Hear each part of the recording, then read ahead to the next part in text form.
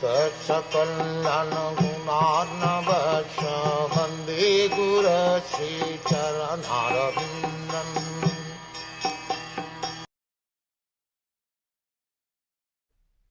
News even reached the celestial planets about Maharaj Yudhiṣṭhir's worldly possessions, the sacrifices by which he would attain a better destination, his queen, his stalwart brothers, his extensive land, his sovereignty over the planet Earth, and his fame, etc.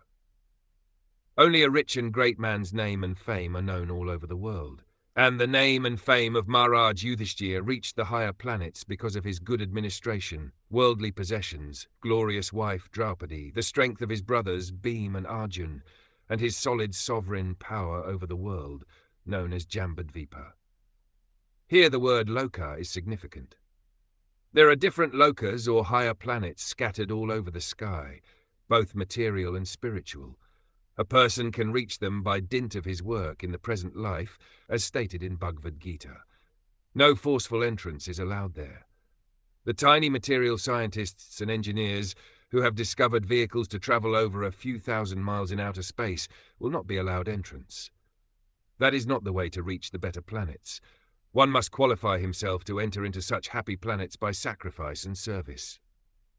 Those who are sinful in every step of life can expect only to be degraded into animal life, to suffer more and more the pangs of material existence, and this is also stated in Bhagavad Gita.